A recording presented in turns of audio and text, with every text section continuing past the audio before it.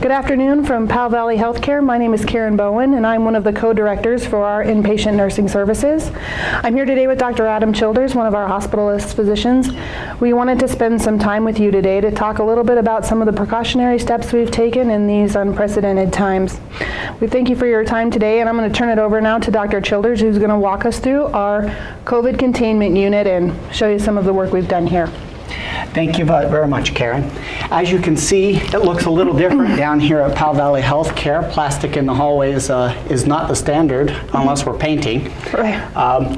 This is pretty common for what you're seeing throughout the country is we're transitioning areas into more protected and secure places. And believe it or not, the plastic works well. When we seal this up, it creates a nice containment area where the air through the circulatory system stays pretty well isolated. Come on in and we will show you around.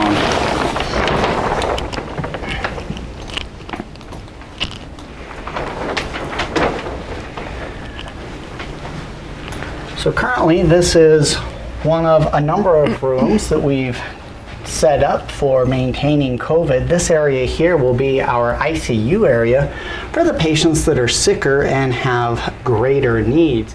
Each one of these rooms that we've reestablished have all the same equipment that we would have in our standard ICU rooms and allow us to do appropriate monitoring and interventions.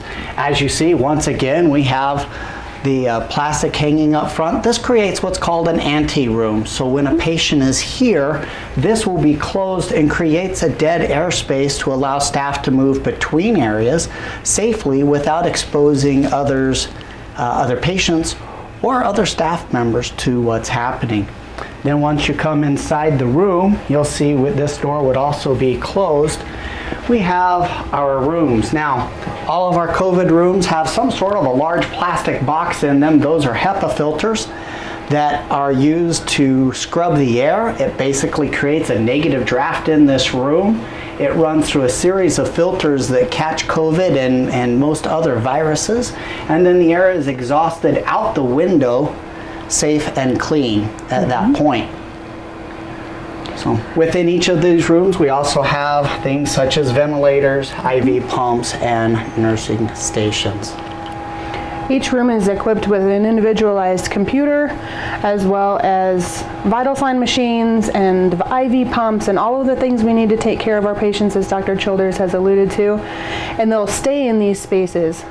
If they should need to come out for another patient use, we've done some extensive training with our staff and EVS team to make sure that they are clean and that they are safe for use in other parts of the hospital.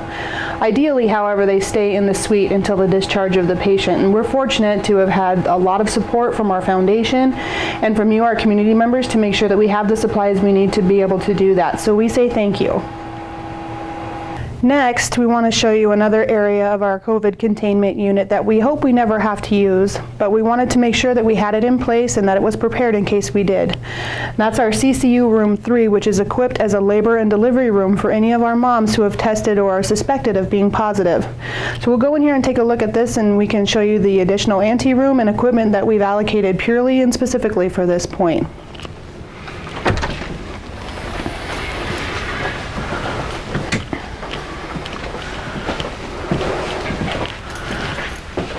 Here again, we have the ante-room set up, as Dr. Childers talked about in the other part of the unit.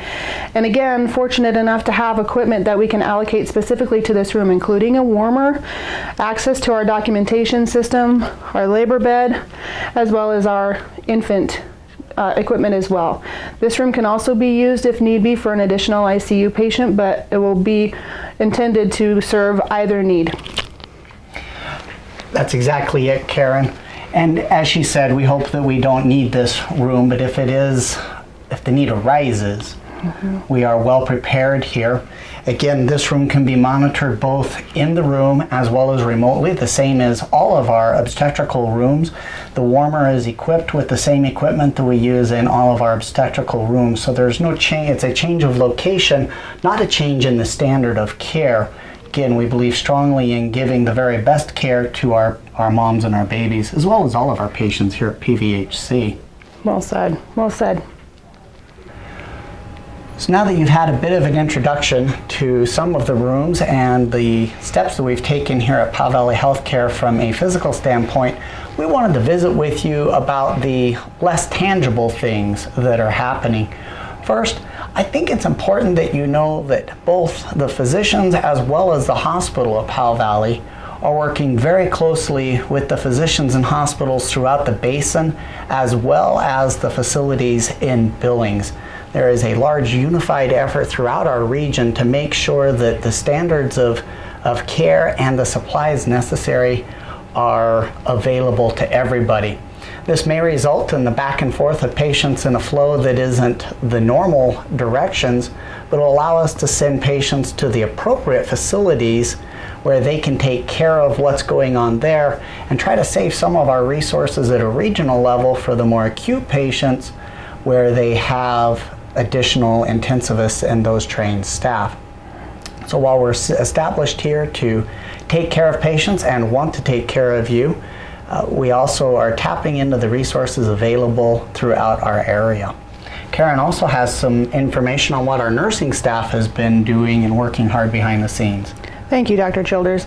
Dr. Childers has been a huge part of that, making sure that our staff have the training that they need and they understand their roles in the event of a patient coming in and needing to do some of that.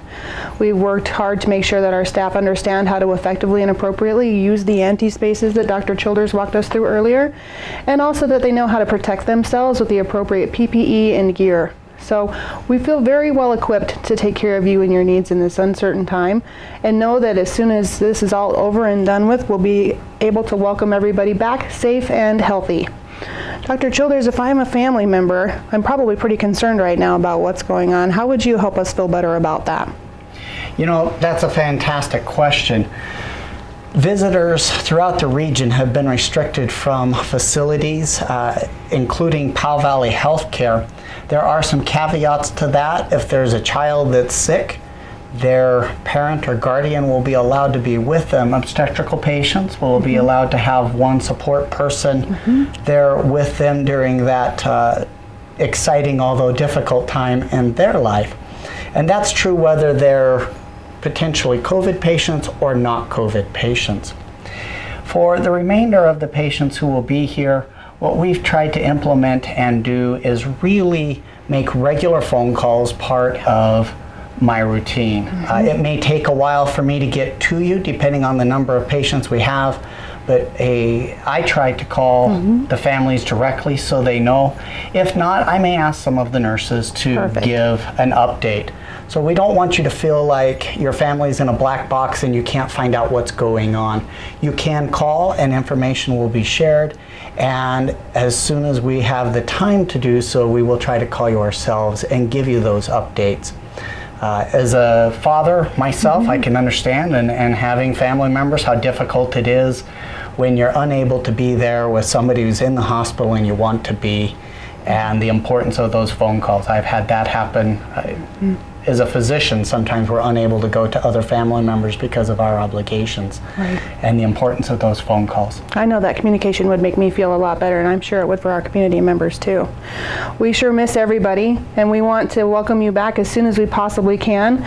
We look forward to seeing our neighbors and community members. We thank you all for your generous volunteering and your generous donations to our PPE for our staff, and your willingness to help them stay safe so that we can do what we need to do to care for you.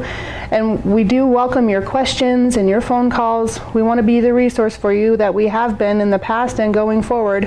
Our hospitalist team is very committed, and our nursing team is very committed to making sure that you have what you need in us during this time and all times. I've always said that in Powell, that in Powell, it's neighbors taking care of neighbors, and we're proving that once again, both, and that flows both directions, our support of the community and your support for us. Thank you. Thank you so much. Thank you, Dr. Childers. Thank you, Karen.